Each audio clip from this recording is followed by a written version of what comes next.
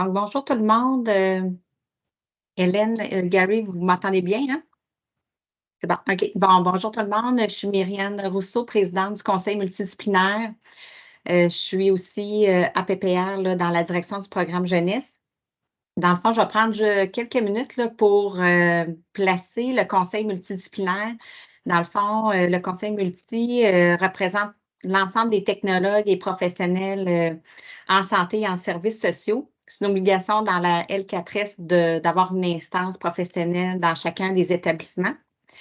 On a différents mandats, entre autres, de former des comités de pairs là, selon la L4S. Donc, à titre d'exemple, là, dans les derniers qu'on a reçus, là, il y a une équipe qui a travaillé sur un dépliant pour intervenir auprès des parents avec leur enfant avec une déficience pour aborder la sexualité de leur enfant.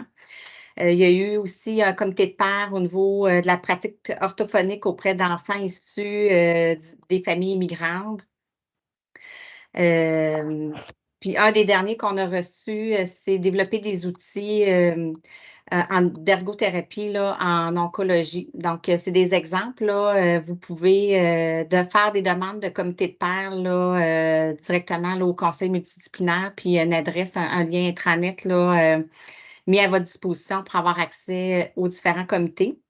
Et aussi, on peut soumettre là, dans nos mandats là, des avis et recommandations, soit au conseil d'administration de l'établissement ou du PDG. Donc, on soumet régulièrement là, à chaque année quelques avis là, formels. Des fois, c'est informel dans nos rencontres d'exécutifs sur des enjeux qui sont vécus par les gens du terrain. Aujourd'hui, la conférence de Gary est en lien avec le répertoire des expertises qui a été développé par la direction des services multidisciplinaires, le volet, l'équipe. Catherine, peut-être tu pourras me donner un coup de main, là, la SPPDC, Oui, là, c'est aux pratiques le- professionnelles, développement clinique. Je l'ai-tu bien dit? exact. Tu l'as eu. Yes! Fait que j'ai passé le test.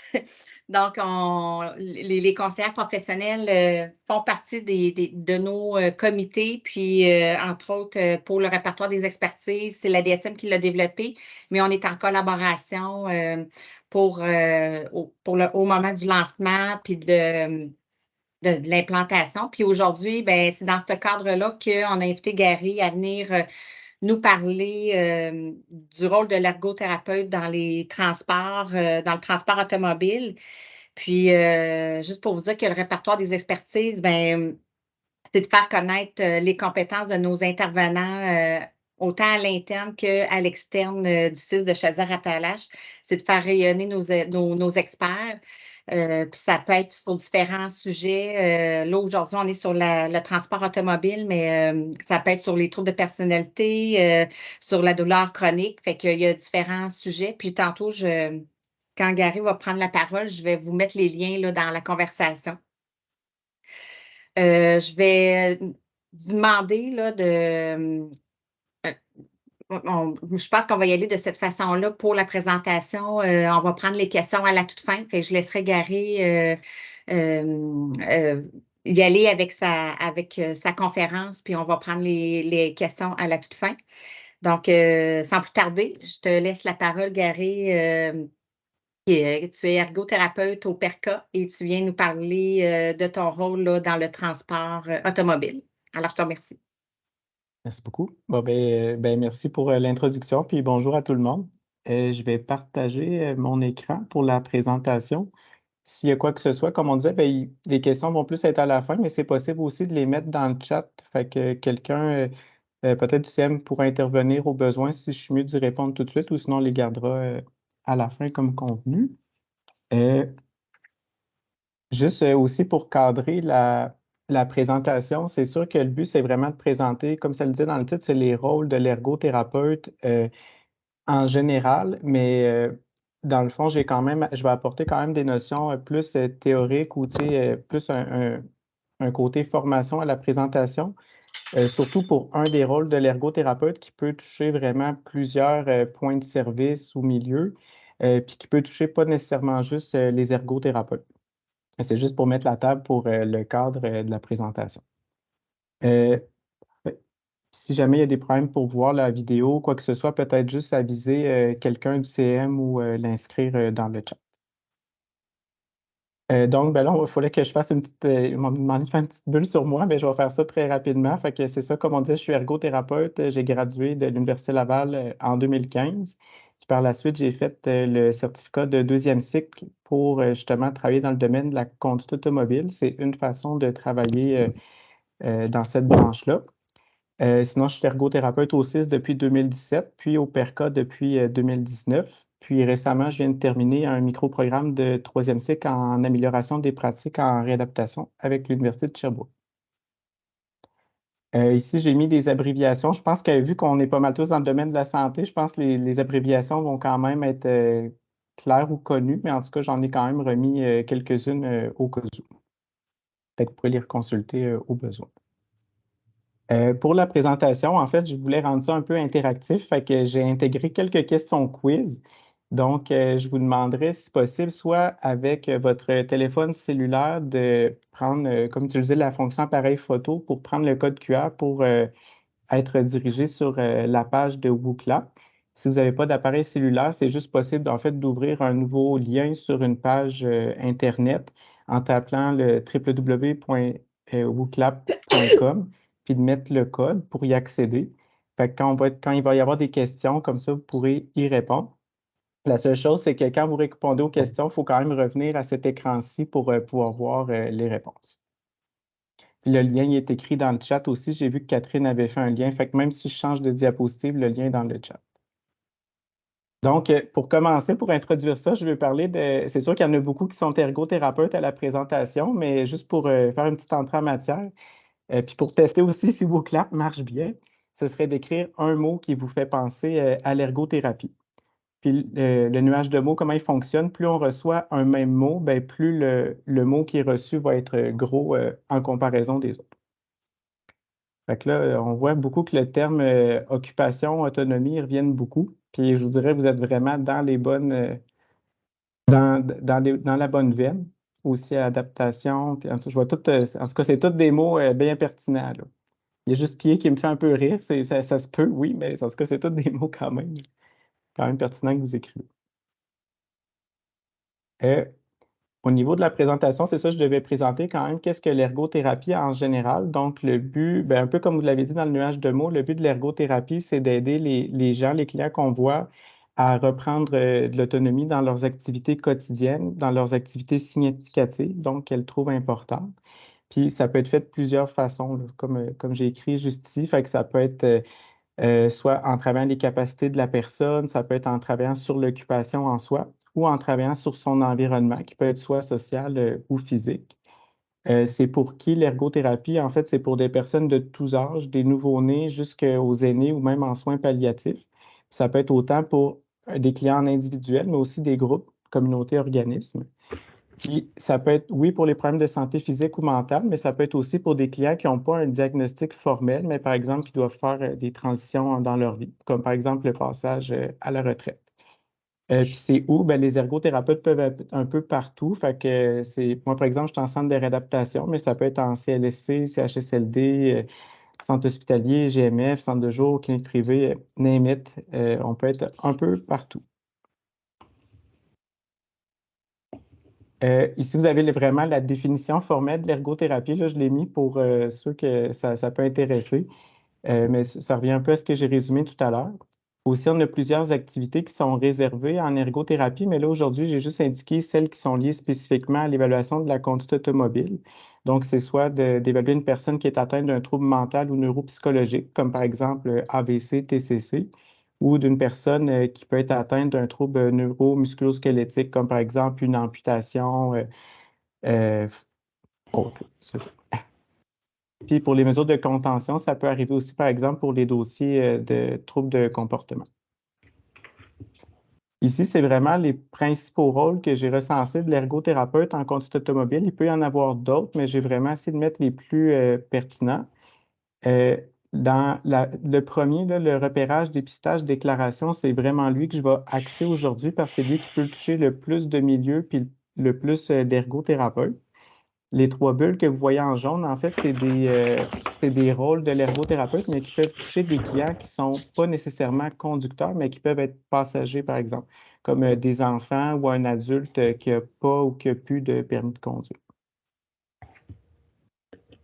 Fait que là, je vais demander de prendre soit vos cellulaires ou l'autre page. Fait que le quiz va commencer. Je vais juste poser des petites questions juste pour voir où sont, je vais dire ça comme ça, l'état des connaissances sur la sécurité en voiture là, à partir des questions. Gênez-vous pas, les résultats sont tous confidentiels, fait qu'on ne saura pas qui a dit quoi là, dans, dans le sondage, là.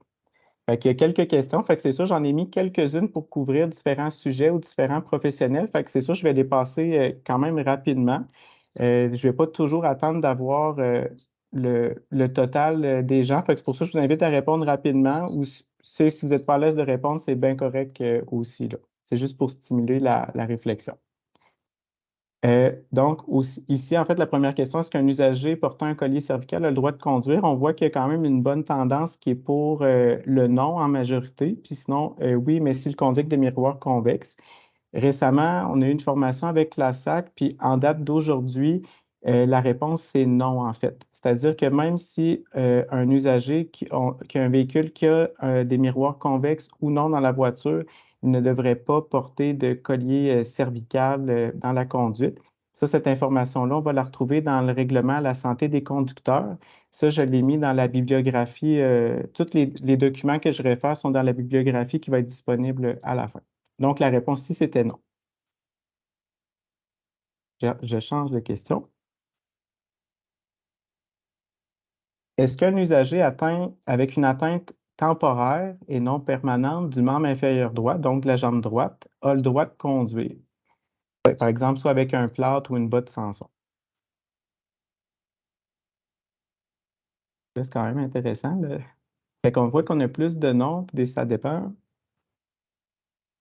Je vais attendre quelques réponses. Parfait. On a une plus grande tendance vers le non, mais ça dépend aussi. En fait, ici, la réponse, c'est ça dépend. Parce que si c'est une atteinte permanente versus temporaire, il y a une différence entre les deux réponses. Puis comme je vous dis, ce que je vous nomme, ça découle vraiment des informations les plus récentes qu'on a avec la SAC. Si c'est une atteinte temporaire, puis par exemple, l'usager est capable de compenser de façon sécuritaire avec sa jambe gauche, il faut vraiment que ça ait été évalué soit par exemple par un ergothérapeute ou un professionnel qui est habilité à le faire. L'usager pourrait quand même conduire, c'est-à-dire qu'il faut quand même s'assurer qu'il est sécuritaire pour le faire. Si on a des doutes qu'il ne devrait pas le faire, on lui dit. Puis si jamais on apprend qu'il conduisait sans respecter notre recommandation, là, ça pourrait être un motif à déclaration. Mais si le professionnel juge qu'il est sécuritaire avec la jambe gauche, c'est pour le faire, selon les besoins, l'usager pourrait le faire. C'est juste évidemment, il faut bien le documenter dans le dossier que ça a été évalué, puis la recommandation qu'on a émise. Si ça avait été une atteinte permanente, ben là, c'est un peu comme dans d'autres situations qu'on a, c'est-à-dire de voir est-ce qu'on pense qu'il y a, par exemple, l'usager va être vu pour avoir une prothèse. Là, par exemple, c'est au professionnel aussi de dire, ben, est-ce que c'est non? Oui, mais éventuellement, il va falloir qu'il y ait un suivi de fait avec la SAC, au moins pour minimalement, par exemple, demander une ajout de condition avec une transmission automatique si on ne prévoit pas qu'il va conduire avec la jambe droite. Ça, je pourrais y revenir tantôt, là, ce type de volet-là, mais c'était plus pour vous donner de l'info générale. Une autre question, est-ce qu'un usager a le droit de conduire en étant assis sur un coussin ROO? Donc, un coussin ROO, c'est un coussin avec des bulles d'air, en fait.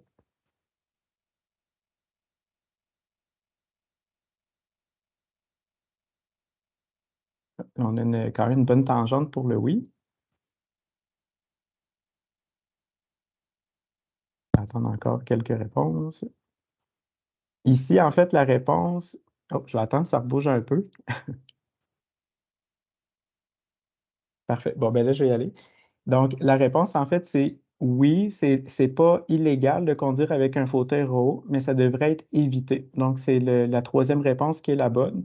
C'est-à-dire que pour la SAC, ce qui est important de s'assurer, c'est que si jamais un usager doit absolument utiliser un coussin ROO, il faut vraiment que ce soit nécessaire.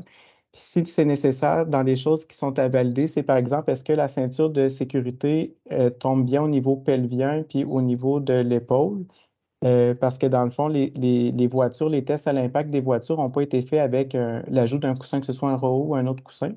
L'autre chose aussi, c'est d'évaluer le contrôle postural au tronc de l'usager parce que, par exemple, d'un freinage brusque ou des virages, bien, vu que la surface est instable avec le ROO en comparaison de l'assise qui est plus stable du siège d'auto, bien, ça peut entraîner des risques supplémentaires. Mais ce n'est pas illégal de l'utiliser. L'autre chose, c'est que aussi que le coussin devrait être normalement fixé pour éviter de bouger puis que l'usager ou le coussin glisse avec. Donc, si c'était oui, mais devrait être évité. Prochaine question. Est-ce que la SAC peut émettre un permis de conduire à territoire restreint pour les usagers qui présentent soit une atteinte physique ou une atteinte cognitive?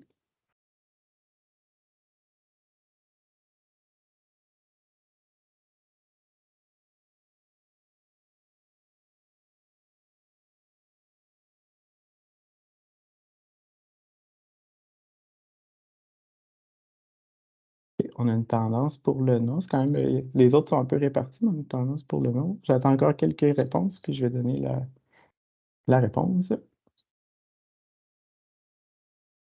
Parfait. Donc, je vais y aller. Donc, la réponse à cette question-là, en fait, c'est non. Il y a quelques années, c'était possible pour la SAC d'émettre des permis à territoire restreint. C'est plus possible depuis le mois de mai de cette année.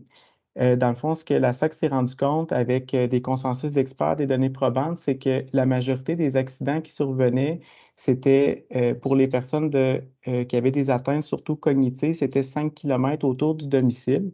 Donc, avec toutes les données que la SAC cumule annuellement depuis des années, soit auprès des données probantes ou avec les compagnies d'assurance, ils se sont rendus compte que la prévalence était trop élevée par rapport à ça. Puis pour réduire le risque, c'est plus permis d'avoir un permis restreint. Par contre, les clients qui ont déjà un permis avec cette condition-là, ils vont comme la garder en privilège acquis, parce que conduire, ce n'est pas un droit, c'est un privilège, mais ils la gardent comme privilège acquis. Mais dès le moment qu'éventuellement, ils vont être évalués par la SAC, peu importe la raison, cette condition-là va être revue pour voir est-ce qu'on suspend le permis ou l'usager peut la conserver. Mais il n'y aura pas de nouveaux conducteurs dans les prochaines années qui vont pas avoir cette condition-là. Donc, la réponse ici, c'était non.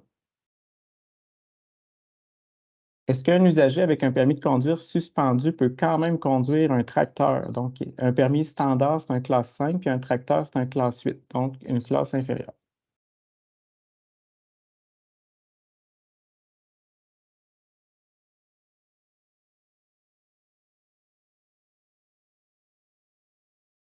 OK, quand même intéressant.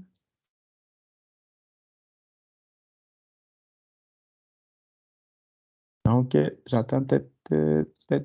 Parfait. Fait que on a pas mal un bon ratio, fait que je vais me permettre de répondre tout de suite. Donc, la réponse ici, c'est ça dépend, en fait. C'est-à-dire que l'usager peut conduire tant qu'il reste avec son tracteur sur son terrain chez lui, mais moindrement que, mettons, il y aurait deux terrains puis un chemin, une route, en fait, qui sépare les deux terrains, juste pour traverser d'un de ces terrains personnels à l'autre, en coupant ce chemin-là, il n'aurait pas le droit de conduire dans ce bout-là. Si, par exemple, il doit conduire sur un chemin pendant un bout de temps pour se rendre d'un terrain à l'autre, il n'aurait pas le droit de conduire non plus.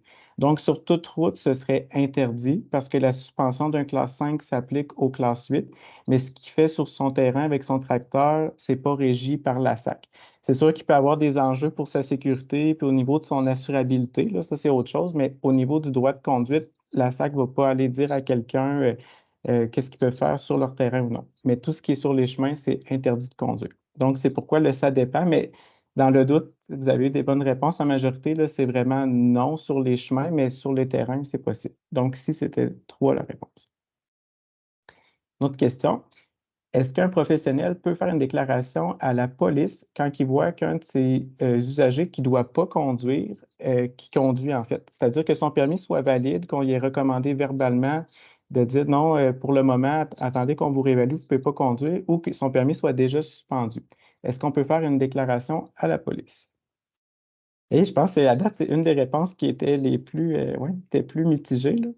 Là, il y a une tendance vers le non, mais c'était quand même mitigé. J'attends encore quelques réponses.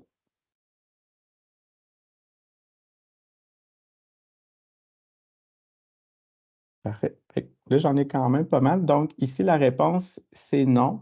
C'est-à-dire que si on fait une déclaration à la police, même si on a vraiment une intention qui est bien fondée, Par exemple, l'Ordre des ergothérapeutes, en fait, ça constitue un bris de confidentialité. Fait que c'est-à-dire qu'on pourrait être sanctionné par notre ordre si jamais ça vient à leurs oreilles, justement, qu'on a fait une déclaration policière à un client, même si c'était pour la sécurité routière.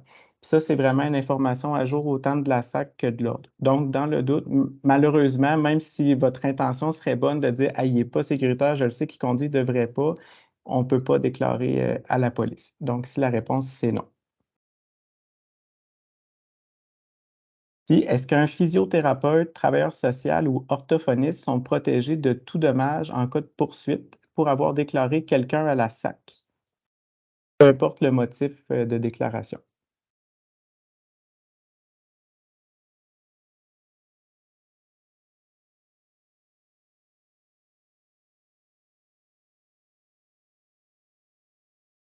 OK, on est quand même mitigé aussi. Je vais attendre encore quelques réponses.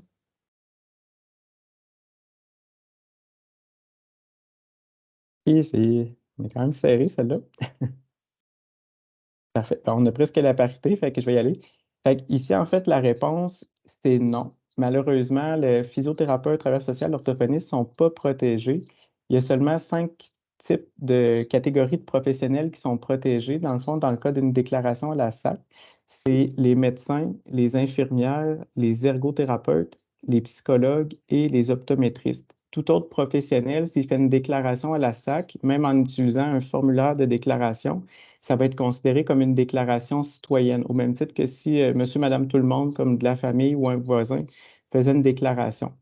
Fait que même si ça reste bien intentionné, c'est juste que si jamais le client décidait de poursuivre le professionnel, si ce n'est pas un de ces 5-là, ben, il peut être à risque de poursuite de la part du client. Donc, si la réponse était non. Puis, avant que je retourne à la présentation, je pense que c'est ma petite dernière. Est-ce qu'un ergothérapeute peut déclarer à la SAC ou un policier un usager pour lequel il a de l'information qui conduit sous l'influence d'une substance? Par exemple, un client qui arrive à notre rendez-vous, qui est chaud, puis qu'on sait qu'il a conduit.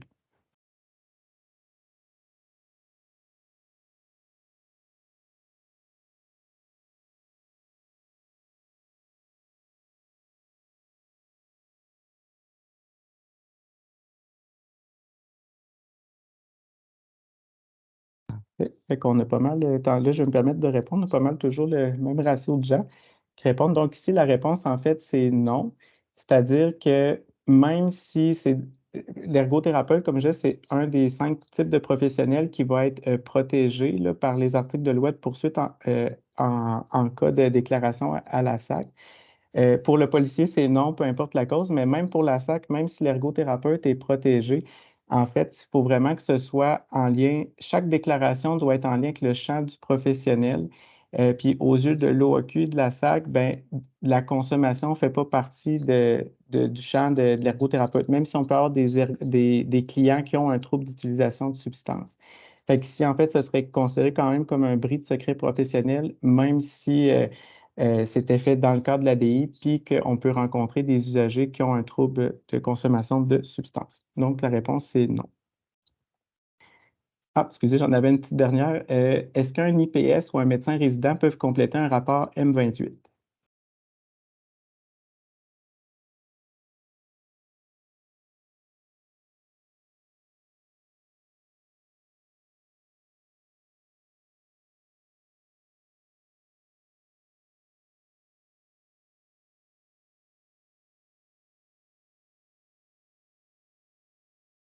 Parfait. Fait que ici, je vais me permettre de répondre pour qu'on poursuive avec la présentation. En date d'aujourd'hui, mais ça va être amené à changer éventuellement. Euh, c'est seulement le médecin résident ou un médecin qui peut remplir le rapport M28. Les IPS, les infirmiers praticiens spécialisés, ne sont pas encore autorisés en date d'aujourd'hui. Par contre, avec tous les changements qu'il y a au niveau des actes autorisés, non, ça va être amené à être évalué, mais pour le moment, les IPS ne sont pas autorisés. C'est seulement les médecins ou médecins résidents. Fait que là, c'est vrai. Là, je retourne à la présentation. Fait que tantôt, en fait, ce que je nommais, c'est que peu importe notre milieu de pratique, qu'on soit en hôpital, en CLSC, centre de réadaptation, qu'on soit ergo, physio, travailleur social, peu importe la branche, ben, de base, idéalement, ce que je recommanderais, puis ce qui est recommandé par la SAC aussi, c'est que on devrait quand même faire un repérage de nos usagers qui peuvent présenter un risque pour la conduite, c'est-à-dire un repérage, c'est vraiment par observation de choses qui peuvent nous amener un doute. Puis selon notre milieu, selon notre mandat, notre profession, on peut être amené à faire un dépistage pour vraiment valider est-ce que ça corrèle avec mes observations, puis j'ai un doute pour cette personne-là ou non. Selon le repérage ou le dépistage, bien, soit on peut référer à un autre professionnel, par exemple, demander au client qui voit son médecin, qui voit un optométriste si on a des doutes au niveau visuel, qui voit un ergothérapeute pour faire une évaluation plus approfondie. Comme je vous disais tantôt, au niveau des déclarations à la SAC, là, j'ai les professions que je vous nommais tantôt qui sont autorisées à faire une déclaration, c'est-à-dire qu'on peut faire une dérogation au secret professionnel, puis qu'on est quand même couvert en cas de tout dommage advenant qu'il y a une poursuite, sont écrits ici, mon Dieu, ici. C'est en lien avec les articles 603 605 du Code de la sécurité routière. Puis aussi, dans le fond, c'est que dans certains cas, on peut émettre des recommandations verbales aux usagers de conduire ou non. Ça, je vais revenir dans quelques instants parce que c'est pas toujours facile puis évident de savoir quand on doit déclarer ou non malgré l'évaluation qu'on fait du client, que ce soit un repérage, un dépistage ou une évaluation. Ça, les informations que je vous donne, là, c'est vrai. J'ai eu l'autorisation de la médecin conseil de la SAC. Les données ne sont pas encore publiées. J'ai mis quand même dans les références, mais c'est de l'information fraîche de la semaine dernière. Fait que la SAC est en tournant en ce moment, mais c'est vraiment des informations très récentes. La SAC, en fait, ce qu'il dit, c'est que toute condition médicale peut avoir un impact sur la conduite. C'est-à-dire que même, par exemple, l'exemple que la médecin conseil donnait, c'est que même une otite peut avoir un impact sur la conduite. C'est-à-dire que peu importe le diagnostic, ça peut avoir un impact. C'est toujours de considérer chaque condition individuellement, puis le cumulatif des conditions ensemble. Puis aussi, elle disait que même si quelqu'un aurait 10 diagnostics, c'est vraiment l'impact sur sa capacité fonctionnelle qui va déterminer est-ce qu'on a un doute ou non par rapport à la conduite. Parce que deux personnes avec un même diagnostic, il y en a qui peuvent avoir des symptômes, mais pas d'impact. Il y en a d'autres qui peuvent avoir des symptômes, puis ça a un impact sur la conduite. Puis c'est aussi, quand on arrive à la déclaration, c'est de voir est-ce que c'est une condition qui va être plus temporaire, épisodique ou qui va plus être de l'ordre du permanent. Ça va orienter si on fait aussi ou non une déclaration. Euh, En date d'aujourd'hui, les conditions de santé qui ont été relevées, qui ont le plus d'impact au niveau de la conduite, c'est vraiment celles-ci. Là, je ne vais pas toutes les nommer, je les aurai dans la présentation, mais en date d'aujourd'hui, c'est vraiment celles qui ont le plus, qui peuvent avoir un impact sur la conduite. Donc, en termes de repérage, par exemple, fait que si vous savez qu'il y a un usager que vous voyez qui peut avoir un de ces diagnostics-là, ben, c'est d'avoir un petit doute en tête, voir au niveau de la conduite automobile, est-ce qu'il peut avoir un risque.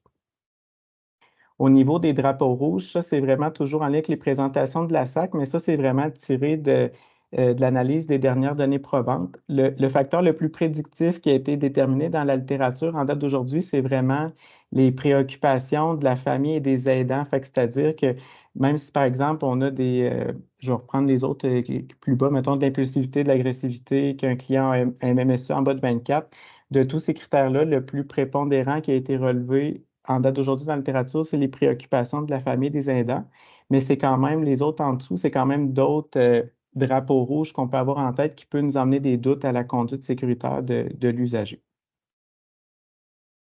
Ici, là, ça, s'il y a une chose, une slide que je veux que vous gardiez en tête aujourd'hui, ce serait vraiment celle-là.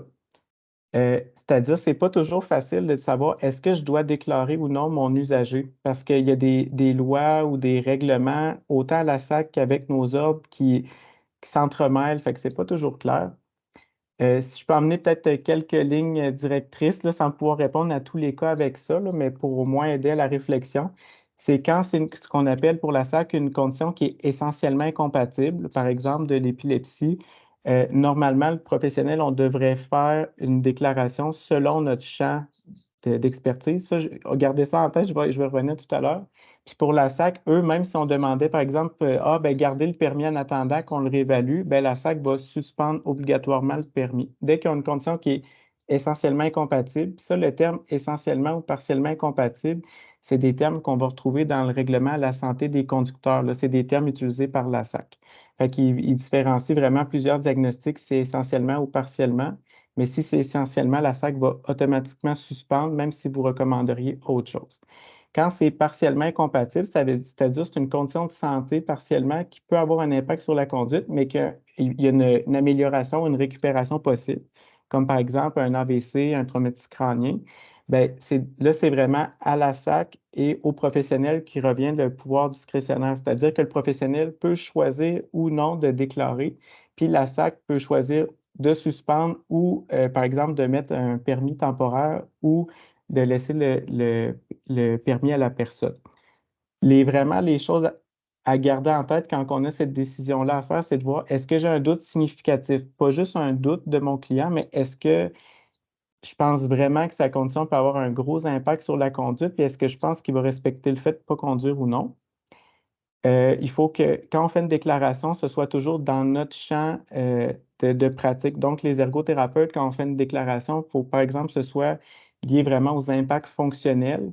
Fait qu'on ne pourrait pas envoyer, par exemple, une déclaration qui a juste un diagnostic dedans. Même chose, je prends, mettons, optométriste, ben, il faut qu'il reste lié à la condition visuelle. Il ne faudrait pas qu'il parle, par exemple, qu'il a observé des choses au niveau du fonctionnement qui amènent des doutes, parce qu'on est protégé dans la déclaration tant qu'on reste dans notre champ d'exercice.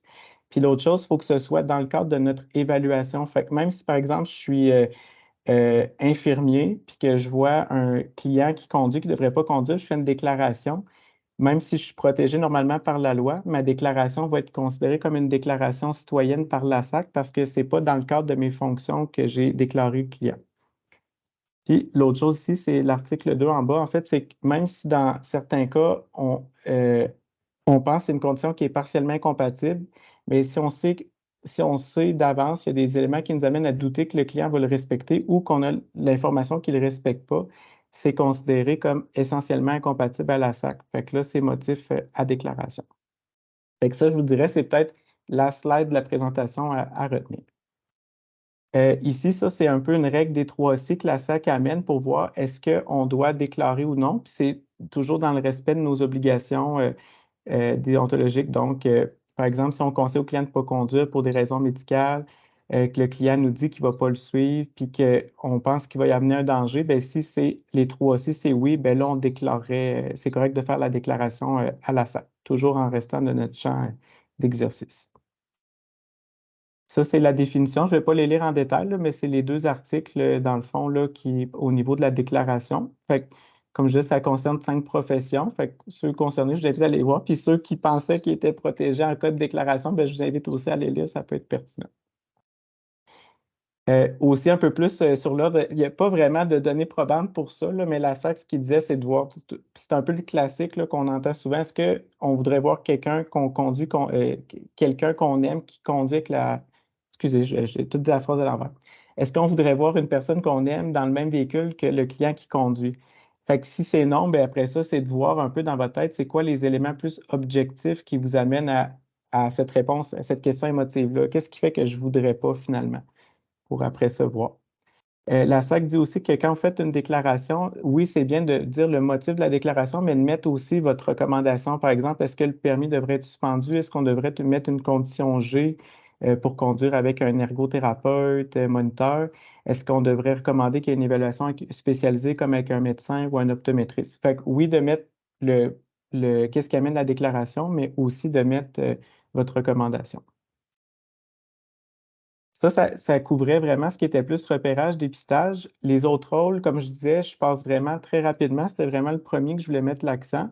Quand on fait une évaluation clinique des capacités, c'est vraiment une évaluation qui est plus poussée qu'un dépistage. Puis ça peut être autant pour les conducteurs que passagers. Évidemment, selon le mandat puis le besoin, on ne va pas évaluer les mêmes choses. Quand c'est un conducteur, on va évaluer les capacités visuelles, mais c'est des tests complémentaires à ceux de l'optométriste.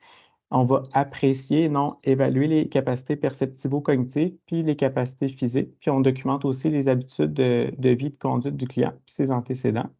Quand c'est un passager, on va être surtout axé sur toute la sphère plus physique pour les transferts, déplacements, positionnement.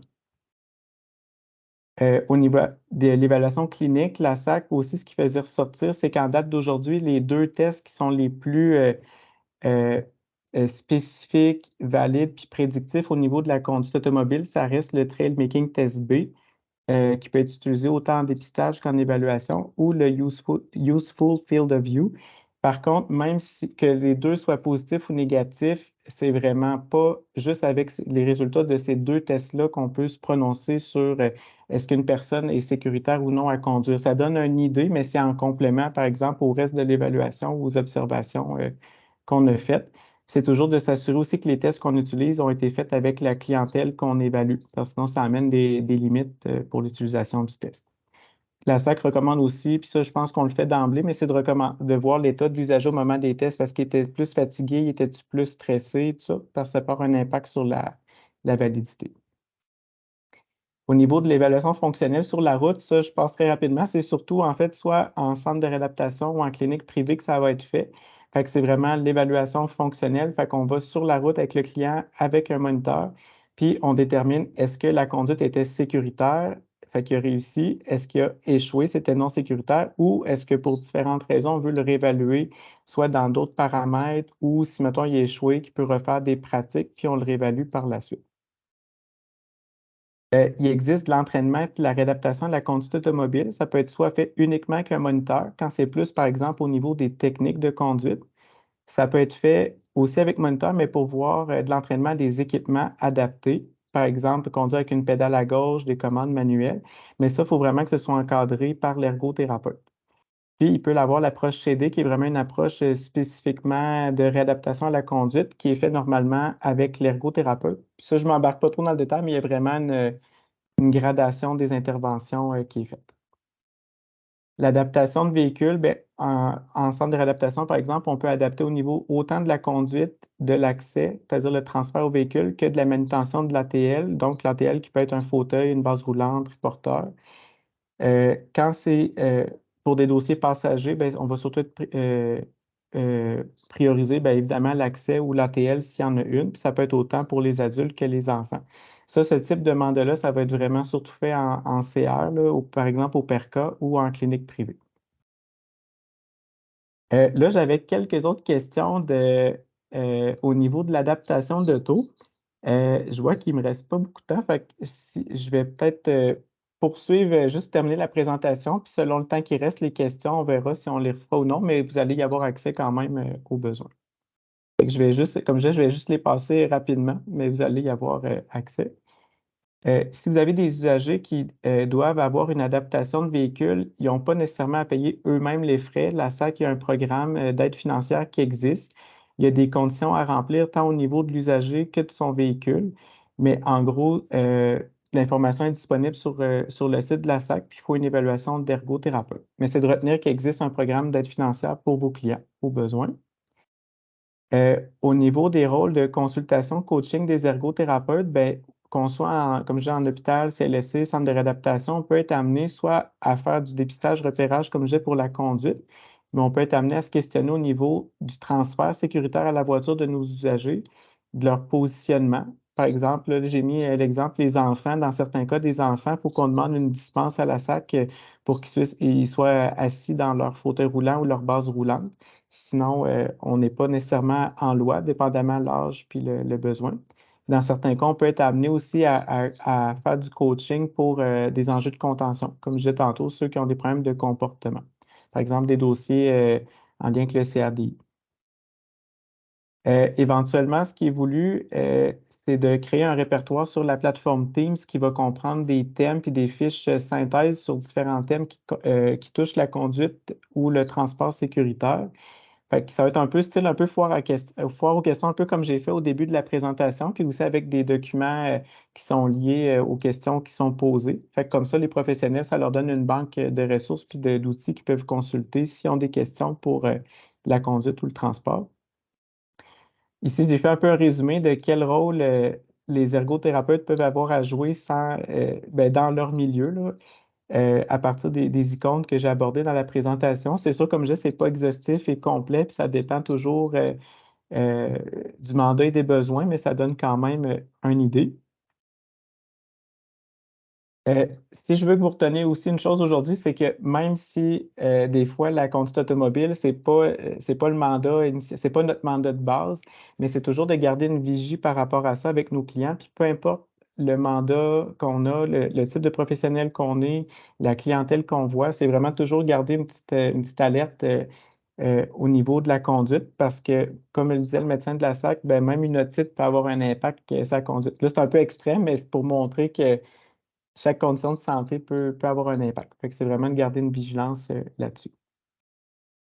Fait que là, ce serait de voir, puis ici, j'ai mis, s'il y en a qui veulent éventuellement se spécialiser un peu plus en conduite automobile, ben, il existe un certificat de deuxième cycle pour pouvoir être formé davantage à ce niveau-là. Puis, il y a une bourse à la SAC qui existe pour payer les frais. Avant, c'était 50% qui payaient du certificat. Maintenant, à partir de 2023, de janvier 2024, la SAC paye 100% des frais du certificat pour ceux qui décident de le faire. Ici, j'ai mis des coordonnées pertinentes si jamais vous avez besoin. Mais ce qui est bien important, c'est de ne pas les remettre aux usagers. Vous avez les miennes que j'ai indiquées ici. Il y a les lignes téléphoniques ou télécopieurs générales de la SAC, par exemple, pour envoyer des déclarations d'inaptitude. Puis vous avez les coordonnées d'une conseillère à la SAC et de la médecin conseil. Fait que si vous avez des questions, ils ont autorisé toutes les deux à ce que je puisse diffuser leurs coordonnées. Les formulaires qui peuvent être pertinents, c'est des fois, si vos clients vous arrivent avec des formulaires à remplir, là, j'ai mis vraiment les plus pertinents à la fin, là, comme ça. Puis toutes les références que j'ai utilisées, en fait, je les ai mis dans la bibliographie à la fin. Vous allez aussi avoir les questions qu'on a regardées tout à l'heure de disponibles dans la présentation. Fait que là, vu que je vois qu'il ne reste pas beaucoup de temps, je vais peut-être skipper, si je peux dire, les questions que j'avais pour l'adaptation de véhicules, mais comme je dirais, ils vont pouvoir être disponibles par la suite avec les réponses de ce côté-là. Fait que de mon côté, ça compléterait la présentation. Fait que je ne sais pas au niveau des questions et tout qu'on puisse regarder. Oui, Appuyer le Gary, il y partage. a une question. Il y a deux questions dans la conversation. La première, c'était pour le PowerPoint. Est-ce que ça sera possible de transmettre ton PowerPoint de la conférence de ce midi aux participants? Oui, ben, normalement, avec de mémoire, là, Catherine me corrigera, mais je pense qu'il va être disponible dans l'intranet. Mais sinon, je pourrais le transférer à quelqu'un du CM pour qu'il le rediffuse. La seule chose bien importante, c'est qu'il ne faut pas que ce soit diffusé à des usagers, vu que les numéros de téléphone de la SAC, là, dans le fond, à la fin. C'est bon. Hélène, tu as ouvert ta caméra. Est-ce que tu veux poser ta question qui est dans la conversation? Oui, ben oui, je peux la poser, là. Je voulais être sûre de ne pas oublier. Dans le fond, c'est que moi, je suis intervenante sociale auprès des personnes âgées à domicile. Et des fois, on sait qu'il y a des gens soit qui ont perdu le permis de conduire ou il est suspendu en attente de repasser, puis que si on les voit conduire leur véhicule dans le cadre de notre travail, on m'a déjà dit que j'avais pas le droit de dénoncer parce que c'est considéré comme de la confidentialité. Ça m'a comme mis un peu ambigu avec ce que tu as nommé tantôt, fait que je voulais juste revalider avec toi, là. En effet, on n'a pas le droit de faire une déclaration policière là, si jamais on voit un usager qui a un permis valide, mais qu'on a recommandé de ne pas conduire ou qui a un permis non valide de conduire. On ne peut pas faire une déclaration policière.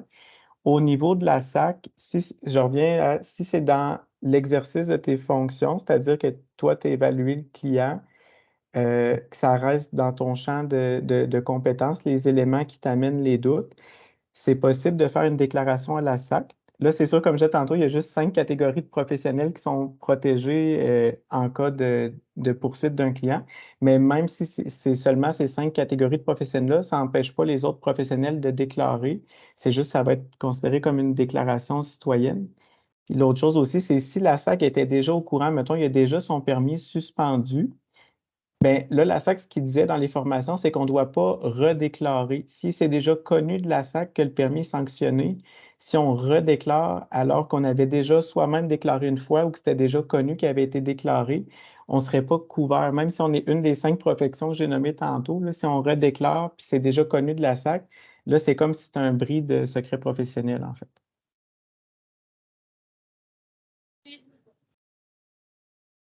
Excellent.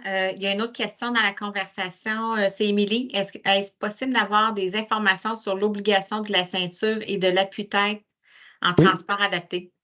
Certainement. Donc, les deux sont obligatoires, peu importe la fréquence d'utilisation du client, qu'il soit transporté une fois par année dans un char ou qu'il soit toutes les semaines, pour la SAC, la position, c'est que même, c'est sûr, même si on est juste une fois par année assis dans l'auto, dans les transports, c'est toujours la réponse. Dans les CHSLD, par exemple, ce qui peut être fait, là, des alternatives, ça peut être de voir, ben, pour ne pas commander des appuis-têtes à tout le monde parce qu'ils n'auraient pas de besoin autrement que pour dans l'auto. Je sais qu'il existe des CHSLD où ce qu'ils font, c'est qu'ils ajoutent quelques appuis-têtes, puis ils sont comme prêtés d'un usager à l'autre là, pour être utilisés dans les transports. C'est juste qu'il faut s'assurer qu'ils sont toujours bien ajustés. Là. C'est à peu près 1 pouce de la tête, puis le milieu de l'appuie-tête au niveau de l'occiput. Mais il faut toujours qu'il soit utilisé. Même chose pour la ceinture. Le client ne pas la mettre dans la vie de tous les jours, mais dans le transport, il la met, en plus de la ceinture du véhicule. Merci. Il n'y a pas d'autres questions dans la conversation?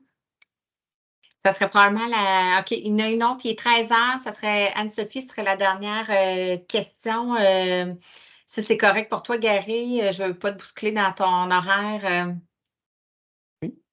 Donc, elle nous demande, est-il possible d'avoir le règlement qui prescrit l'appui-tête? Oui, je vais vous revenir. Puis juste à titre informatif, il va y avoir un.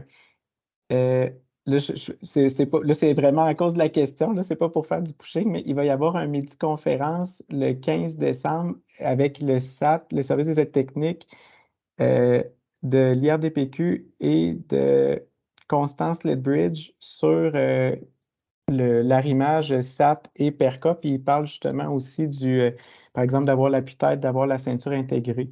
Fait que de peut-être contacter, soit m'envoyer un courriel ou envoyer un courriel à Andréane Morin, qui est notre coordonnatrice au SAT à Beauceville. C'est elle qui va faire le pont, elle ou moi, puis on va faire le pont. Fait que ceux qui voudraient s'inscrire à ce midi-conférence-là, ça va être parlé. Mais oui, le règlement, juste Anne-Sophie, c'est possible de m'envoyer un courriel pour que j'y pense, puis je pourrais te le faire suivre dans le fond. Là. C'est bon, excellent. Merci, Gary. Ça conclut le mois de la reconnaissance au niveau de l'ergothérapie c'était le mois des ergothérapeutes, fait que c'était l'invitation qu'on faisait. La prochaine conférence sera à la fin novembre. Ça va être sur l'inhalothérapie. Donc, ça nous permet de faire connaître nos professionnels qui sont membres du conseil multi. Puis, je vais mettre un code QR là, dans la conversation. Je vous invite là, à adhérer à la page Facebook du Conseil Multi. C'est vraiment notre moyen de communication qu'on transmet nos informations sur les différents événements, travaux ou toute autre information qui peuvent vous être pertinentes. Alors, merci de votre présence et ça conclut là, la conférence midi. Donc, je vous souhaite une belle après-midi. Merci beaucoup tout le monde. Bonne journée.